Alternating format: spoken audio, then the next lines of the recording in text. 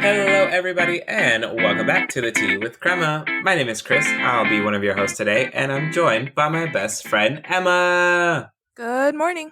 We are celebrating some important milestones here at the Tea with Crema. In case you are keeping track with things like ages, you'll know that in the month of April, it's a super important date. That is the time that this year I'll be turning 29 and a quarter. And so we're super excited to be celebrating.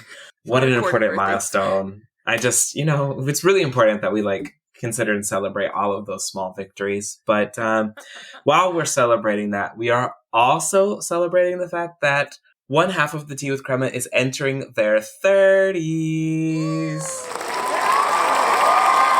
Oh my goodness. It's super exciting. What a time. I still remember watching other people turn 30 when I was little and being like, wow, you're so old. I'll never be there. I'll always be young. And here we are. Still young. Still young, but that is not what happened at all. So it's happening for one of us, in less than a week. We're super excited. So can't wait. Craziness. I thought you were going to be a very important time, tax day.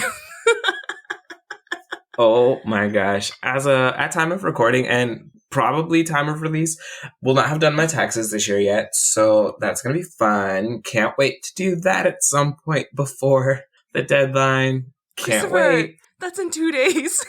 Well, Emma, what tea did you bring to the episode today? I'm worried.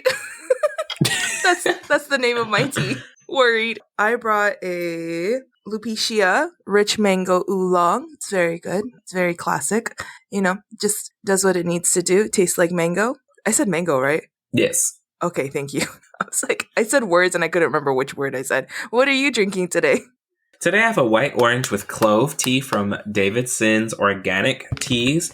And it is a white tea with orange peel, cloves, and calendula flowers. And I definitely got the orange peel. I definitely got, the really soft white tea base. I wasn't really getting the clove, which I think is supposed to be a little bit spicy, but I didn't necessarily get that too strongly, which I don't think is a bad thing. So it was very white tea and orange peel, which again, not a bad combination. A very soft tea, very easy palate. Is that how you say it? I've always said calendula. Oh, I ain't never seen this word before in my life. I have no idea. But yours sounded actually pretty correct. In what context would you have seen this word in? Because it's one of those herbs that you put to I think that's what you use to help baby sleep. Calendula, medulla oblongata. Your doula that helps you with the baby. Your doula that helps you with the killings. That's what it is. So I don't actually know how to say that word, but that's neither here nor there. Jumping into our episode, first and foremost, a happy, happy birthday to Emma, who is turning 30. So you are turning 30, which is still just a wild thing to even say about things. Let's try. I don't even... Where do we even start? It's fine. Where do we even... Are you excited? I guess is the biggest thing. Are you excited, nervous, scared, angry, in denial? Which stage of grief are you in right now? I don't even think I'm in denial. I'm actually pretty excited. I think that my 20s were such a hot mess that I'm hoping that my 30s will be a little less hot mess. Maybe more knowing. It's funny because I always felt 30 was so old, and then I got here. And people used to be like, when you turn 30, it just goes downhill from there. And I do find myself waking up with a little bit of back cricks, my knees crack. So I'm like, is this what 30 is? Because if it is, I'm not here for it. Oh, well, I don't know if you know this, but I know you're a little bit into astrology. Right.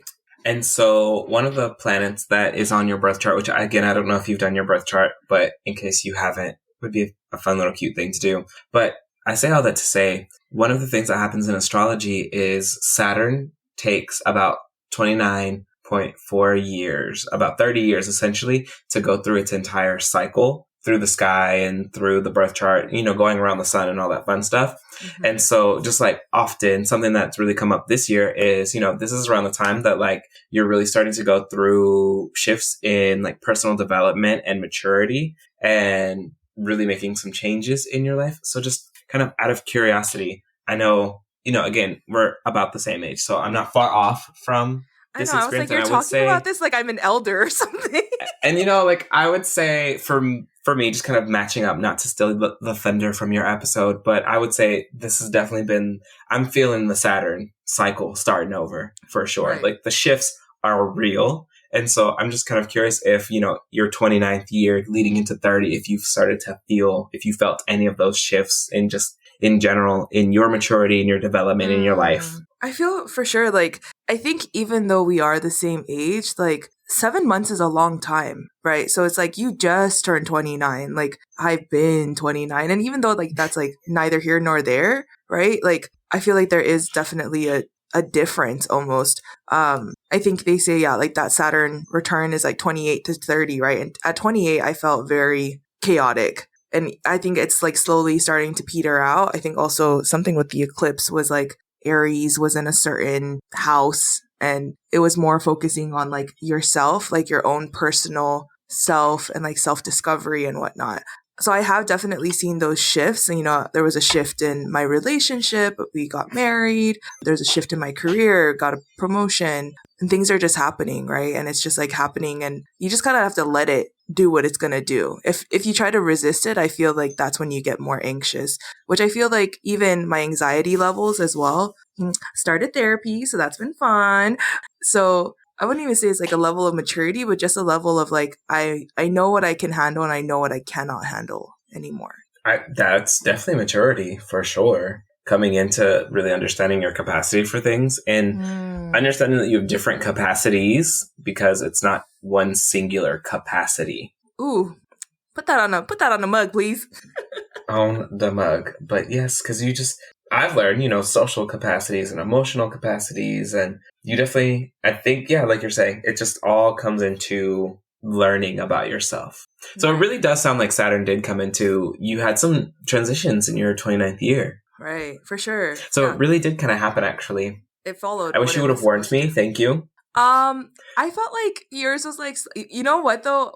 I'm going through it right now is what I'm telling you. That's what I'm telling. That's what it's so funny because like watching this and like watching, kind of everything that's going on in your life, I'm like, oh, yep, the Saturn returning is it's doing its thing. But that's why they also say like midlife crises, right? They happen around like you're 58 to 60. A lot of people are retiring around that time. So a lot of people take it as, oh, they're retiring. That's why they're like doing all of these wild things. But it's really because it's every 29 years, right? So they're going through another cycle. So it's another cycle of shifts, changes. That's why you also see such an increase in divorce at that age too. So all fascinating things. People think the stars don't tell the truth. They do. Yeah. So for those of you that are into astrology, just know that 29 and 58 to 60, those are years of transitions. And it's very common for people to see at least 2 Saturn transitions in their life. So I wonder if you have like another crisis around like 90, just. I feel like things get really tough around like 87. Right. Like, but I mean, I think that's also going back to like your friends are dying, those around you are dying. So I think that's, but I think thinking about it astrologically, like it makes sense, right? You're in a point of chaos. Like your life you don't have another 30 years in you, sadly. Yeah, because I don't think anyone would see a 4th Saturn cycle. The human lifespan, I don't think goes that far. No, even like the oldest person has not lived that. Through their 4th cycle. Right. You can get to the start of the 4th, maybe halfway-ish. Right. Can you imagine like making it to the 4th one? I'd be so tired by that point. I'd be like, God, take me. I don't even have time for a transition at this point. I'm making one transition. It's out of life, okay? Because this is wild. How did this happen? A 4th transition? Take me now. So at my school, we actually have one of the sisters. She's turning 102 this year. And she is like, she's not as fast as she used to be. So she has to kind of be transported around in the wheelchair. But my goodness, this woman has all of her faculties and she will tell you like it is. She's had alumni come up to her. She knows them exactly who they are, remembers what year they graduated. But then she'll be like, are you still with that good for nothing husband? Wow. Okay. And half the time they're not. Those alumni are not with those husbands anymore. And they're like, oh no, this is my new husband. And she's like, good, because the other one was trash. Oh, well, it'd be like that sometimes. When you're 102, you can say whatever you want. You know, you're in that fourth cycle, so it is what it is. So you've seen some things, you know some things, but, you know, really wanting to take a little bit more time to look back into the last 10 years for you. You know, the 20s are your rockin' 20s. It sounds like they were an adventure. Mm-hmm. They were trying. Mm-hmm. There were lots of rewards, though, lots of ups and downs. One might describe it as a, what do they call that? A roller coaster of emotions. Oh, that part, that definitely was. So thinking about it, I guess kind of overall, if you had to pick one word to describe your 20s, like if you had to pick a word, the word. The word? Mm-hmm. Oh, I feel like roller coaster is 2 words. It's definitely 2 words, so that can't work. Oh, whirly, tumultuous. That is a word. Turmoil. Look at this. Look at that. Okay, you know words. You know words about things. Sometimes. It's a little rough. Okay, so what were some of those things that you're just like, what made it tumultuous, both like in the growth periods and the times that you enjoyed, but, you know, to have growth and be tumultuous, that means you also had some down and out moments. So What would you say are both of those things? What made it tumultuous for you?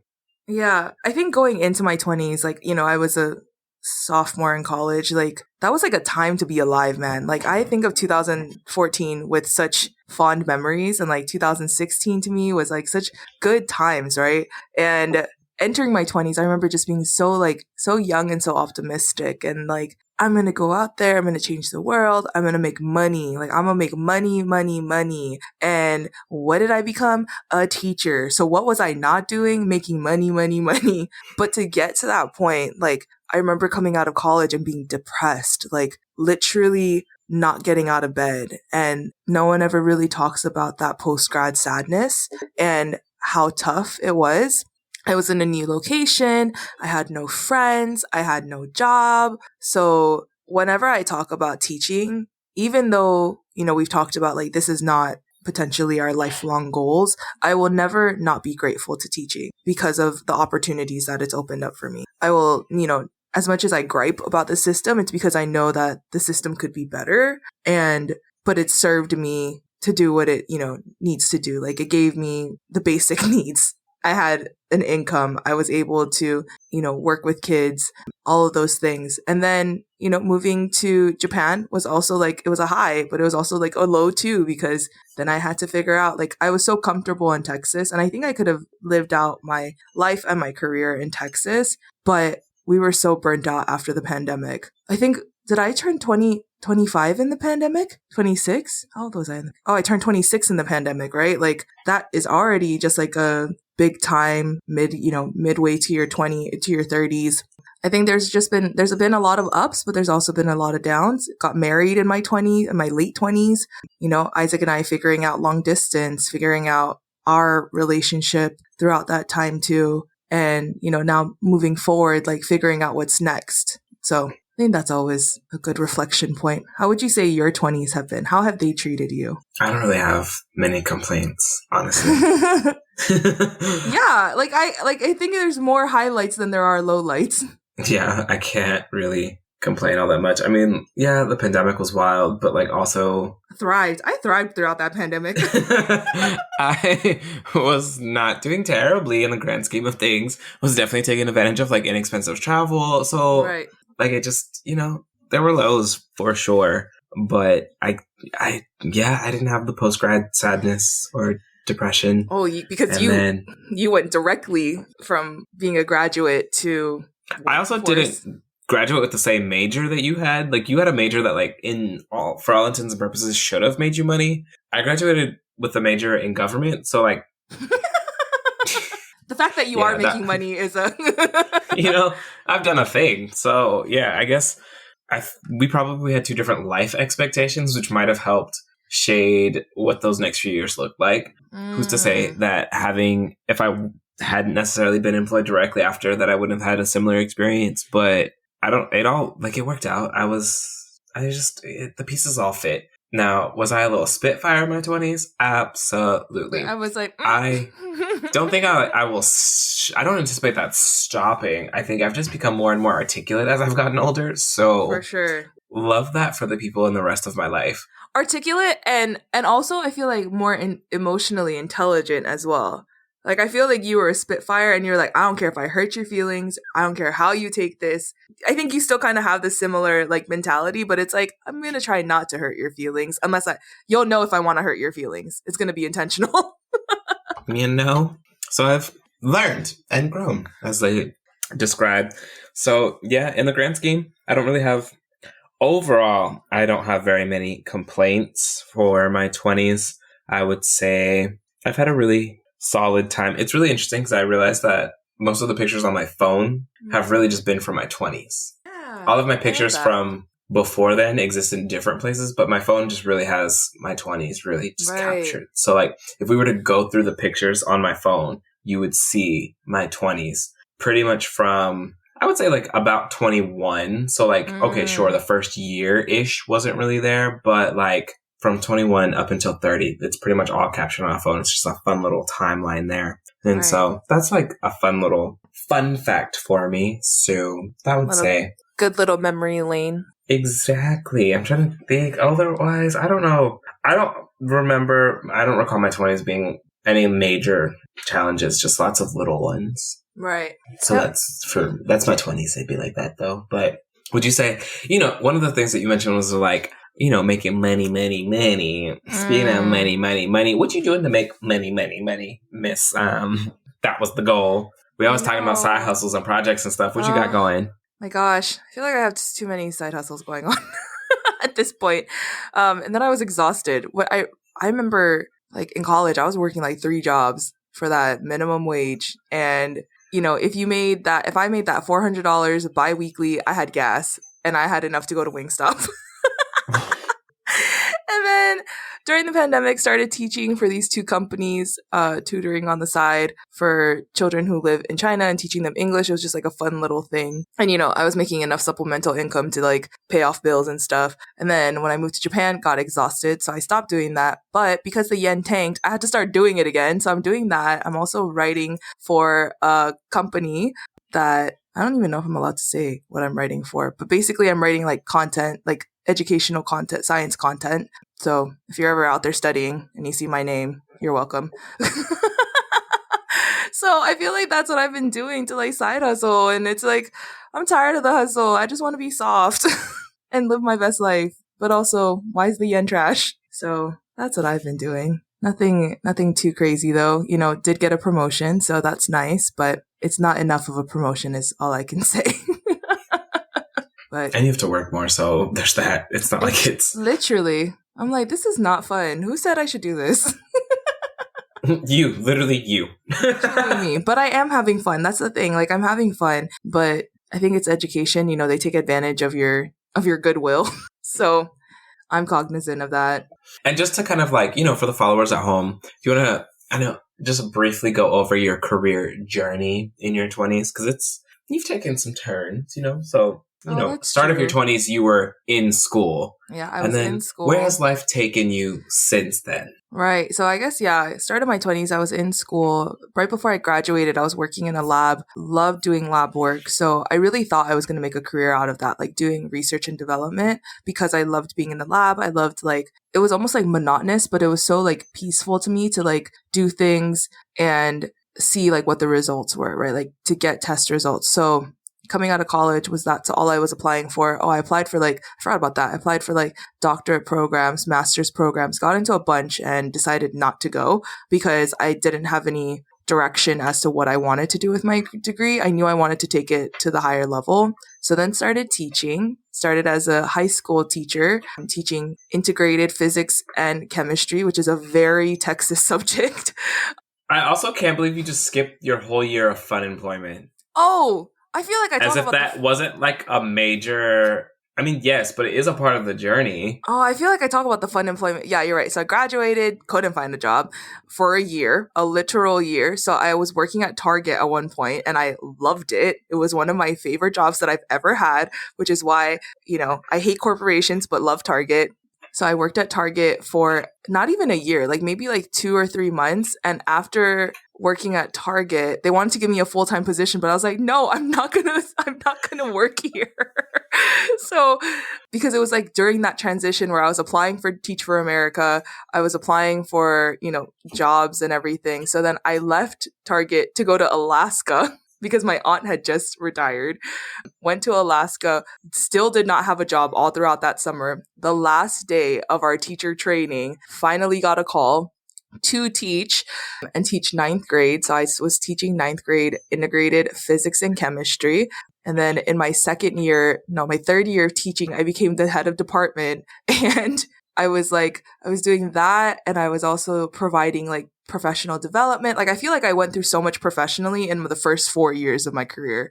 Did that for a couple of years. After the pandemic, was on a podcast with my friend at Reads with Rosa, and she was like, hey, my school has an opening for a science position. Applied on a whim, got the position, came here, and then taught for 2 years, and an assistant principal position opened up, and Chris and I both got our masters in educational leadership. So I was like, okay, this feels like the next step. Like, let's just try it. Who knows? You might hate it or you might love it. So now that's where I'm at. Did I miss anything? I feel like it's just been a lot of teaching. That's ultimately what it ended up being. All right. Teaching in the main job, teaching in the side job, just always teaching people things. Literally, always teaching. And yeah, all of the side hustles. That's Emma's resume in case you're ever, wanting to come back to this and consider her. Teacher. And not only that, I would like to also point out third generation teacher. So that's always really cool. My grandfather was a teacher and a principal. My aunts were all teachers. None of my cousins became teachers, which is weird because all of our aunts were teachers, like elementary school teachers, taught English, taught at the church school. So it's always wild to me that I'm the only one in our generation that became a teacher. Someone had to carry it on. I know. I was not asking for it, though. That's the thing. I was not asking for this mantle. It just happened. It came for you, actually. Literally came for me. Gosh. So I guess, another part of growing up is things like relationships and friendships change. Mm-hmm. And so would you say that we know career-wise it's been a journey for you? Would you say that your friendships and relationships are something that have been tumultuous as well? Or has that been a bit more of a source of stability through your 20s? I wouldn't say that. I feel like that's been the one constant. Like the one thing that I could always lean on was my family and my friends. I think as I got older, like finding friends was always really hard. So, when Chris and I became friends, we went through the pandemic together. We were in a bubble together. We started a podcast together. But, I had really good friends in college, had built community in college with other Pacific Islanders and really found that to be my source of comfort. And then moving to Texas, I had a really good friend from college who was also in Texas who had he's the one who introduced me to teaching. Shout out to Mike. And then from there, felt like I got more opportunities to become friends. I made really good friends at the school that I was at, who I still talk to today. Chris doesn't remember me from our first year of teaching, but that's okay. It doesn't hurt my feelings too much anymore. Or not even our first year of teaching, but the summer that we met. So I try not to dwell on it too much, but but does bring it up frequently. But I am dwelling on it because that's rude. How do you just forget someone? I feel like you're using the wrong verb. You're using forget. I was just not memorable. I, at the time, did not take you as someone I was going to be in a long-term friendship with. So that's what happened. I think that's what, it's so funny because I feel like that's what we bonded on of, why are people becoming these, so tight and, such best friends? They're going to leave in 2 years. And look at us. And definitely did. So many of them did. Yeah, so many people's names I can't remember. Right. I'm really committed to I won't know y'all in 2 years life. And you know what? I think because he committed to that, I was like, nah. Okay, you committed to the 2-year life. Yeah, so Chris really committed to that. So I think in terms of like friendships, I've noticed that like friendships are hard to make as an adult. And I think I committed to the whole like, I don't want to make friends at work because I wanted to have some separation. And that's so hard though. Like, so I think there was some growth in that point and like some emotional growth of like understanding that you're going to have to negotiate in some ways of how to make friends and how to do those things. Because technically speaking, if that's the case, you and I are work friends. No, we never worked together. But we did the same line of work. Oh, We met through an organization focused on the work that we were doing. I like to say that we bonded on the fact that I think it helped that you were in a lower level school, like lower grades, and I was in higher grades. I don't know. Yeah, I think just in terms of like relationships, friendships wise, I feel like I've become more like I value the time that I have with friends. So like right now I have a friend from California who's one of my girlfriends that like throughout college was there for me and like we traveled together. So she's in Japan right now with her partner. So, like those things. And I was kind of nervous because like I haven't seen her in person in so long. But like as soon as we saw each other, like it felt like we just automatically went back to when we were in school, and like catching up and things like that. So I feel like I value the time I have with people that I love a lot more now. Like when you're in college, like you're like, oh, there's like a revolving door of people. Like it's just like everything is new and you want to hang out with all the people. And now I really do appreciate those long-term friendships, especially like long-term friendships that I've had, like friends from elementary school who've come and visited me, who like lived right down the street from me. So shout out to Sam. But, like things like that is crazy to me to think back on of like, wow, we've been friends for like 20 years now. Like our friendship can almost drink legally. You and I have been friends now for like almost six years. When did I start teaching? 7 years? Like that's crazy, like, and it's crazy to see how much you've grown. I hope I've grown in some ways too. But like getting to like see those like ebbs and flows of your life and getting to be a part of that, I think is really special. So yeah. Look at that cute little nugget. A little nugget of friendship. Now, I know you mentioned a little bit of traveling. Mm-hmm. We have a whole episode on it. Literally. But would you say that your 20s were good for traveling though? Yes, they were fantastic for traveling. 10 out of 10 would recommend. My credit card would say completely the opposite. But I was out here. I was wildin', honestly. Like when I think about it, I was like, oh, financial stability was not it. Remember, I thought I was gonna make money. So I was acting like I was making money on my tap water budget, trying to drink champagne. So yes, definitely my 20s were the year. Like that was the first time I traveled internationally. The girlfriend that's out here right now, like she's the one that I traveled to Europe with, went to Costa Rica with, picked up and left to go to Australia one Thanksgiving. Like, yeah, I would definitely say some good travel memories. My favorite travel memory is going to Costa Rica. That was the first time Isaac and I traveled internationally oh, no, it's not. I'm a liar. That's the first time we traveled internationally solo by ourselves. Yeah. We traveled to Iceland together with my mom. So yeah, that was like our first trip together, which was, very fun. Isaac still refers to himself as Tico Isaac because a Tico is a Costa Rican person. So he still misses his Tico self. But yeah, that was probably some of my favorite memories. I guess, yeah, coming to Japan, that was cool too, but it's more for work. So it's not like travel. It's been an adventure for sure. A literal adventure. A literal adventure. So any final thoughts for your 20s? Little nuggets we might not have included? Oh, some nuggets, live your best life. Buy the shoes. Buy the hamburger. You want to eat that hamburger? Go ahead and eat that hamburger and that cheeseburger. Like your 20s are for having fun and making mistakes. I think that's what it comes down to. You're still so young. Like any mistakes you make in your 20s, you can easily rectify. So what would you give, your Yelp review rating of your 20s? 4.5 stars for sure. It's been a good time. Okay. What a way to rate tumultuous. To call it tumultuous but still go to 4.5. That means the highs were high. Yeah, definitely. And the lows were low. Then it should be like a 3.5. So your lows could have been that low. I mean, I think there were pockets of the low, but the pockets of the high were high enough to like outweigh the low. Exactly. It's like when you go to a new restaurant and the wait is an hour and a half, but the Right. service is stellar Right. and the food is really good. The ambiance was amazing. And Yep. it's just like, the lows were low. I waited an hour and a half for this experience, but it was worth it in the end. Yes. All the things. So that's Oh, good. so I'm glad yeah, it worked out. You 4.5. were fun employed for a year, but then you found a great career, Exactly. Sometimes Haven't looked back. good things happen to those who are fun employed. Literally waiting because they have to, so Because you have no maybe like choice. that. That's fun. Well, Emma, that means it is now time for our Rapid fire question.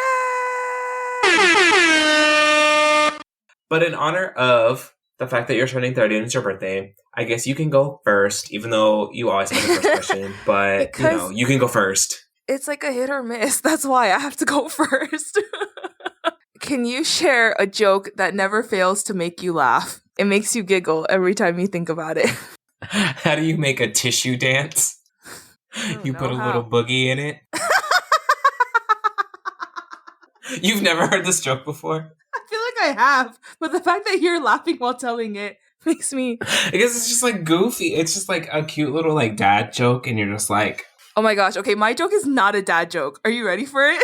But it makes me laugh, and I can't like not laugh throughout it. Oh dear, okay. I'm Okay, scared. you ready? This is called Balloon Family, all right? Are you ready for it? So, there's a family of balloons, a mama balloon, a papa balloon, and a baby balloon. And there was a storm one night, so the baby balloon was really scared. Isaac is already laughing because it's so funny. There was a storm one night and baby balloon was super scared. So he talked to his parents at bedtime and he said, please, please, please let me sleep with you guys. And mama balloon and papa balloon said, no, you have to sleep in your room. Papa balloon said, no, son, you're not a baby anymore. You have to sleep on your own. Go to bed. Baby balloon was upset, but eventually baby balloon went to bed in its bedroom. So the storm at this point, it's getting really loud. There's lots of lightning, lots of thunder. So baby balloon's like, I can't do this anymore. I'm going to my parents' room and that's going to be the end of it. So he sneaks in and he tries to snuggle in between them, but they're balloons. So they're taking up the whole bed and he can't quite fit. So he goes to Mama Balloon's balloon and goes, letting a bit of air out. And then he goes to Papa Balloon and he tries to like lay down again, still can't fit. So he goes to Papa Balloon's balloon and he goes, letting some air out so he can fit, right? Because they're two balloons. So he goes back down and he's like, oh, still can't fit. So he's like, okay, I let out air out of mom, let out air out of dad. Now I'm going to let out air for myself. So, finally he lays back down and he can fit. So it's perfect. He's sleeping snugly. He's with his parents, all of these things. And then in the morning, his parents wake up before him and he wakes up and he's like, oh, and his parents are looking at him and they have disappointed looks. And Papa Balloon shakes his head and he goes, son, we are so disappointed in you. You let me down, you let your mom down, and worst of all, you let yourself down. Get it? I don't get he it. Let himself down because he unblew himself. Oh. Never mind, that was too long. You can edit that joke out. How do you make a tissue dance? I guess I was thinking of them as like balloon people. Oh no, they were like the little like balloons on a string.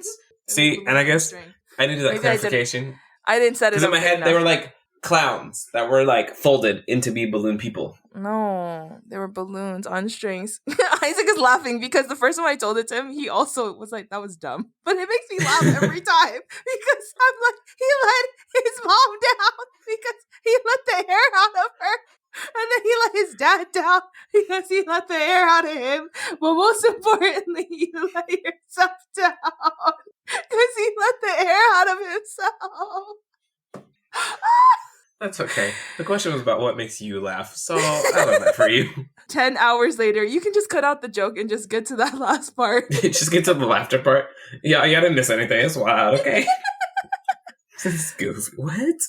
Okay, well, that was fun. I love that. What's your question? My question is, what color annoys you when you see it? Chartreuse. Is that blue? No, it's very lime green. Like, I like lime green, but for some reason, every time I see chartreuse, because to me, it feels like a blue purple, but then it's green.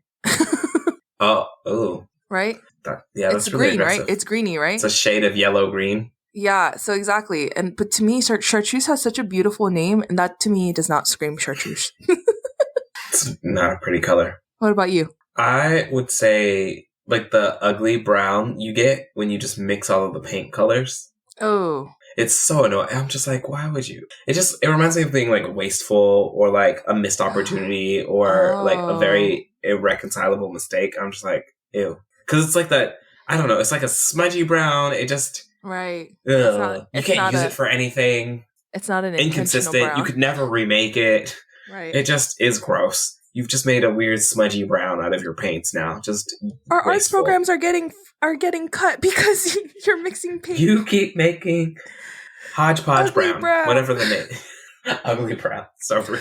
Well, Emma, where can people find the podcast?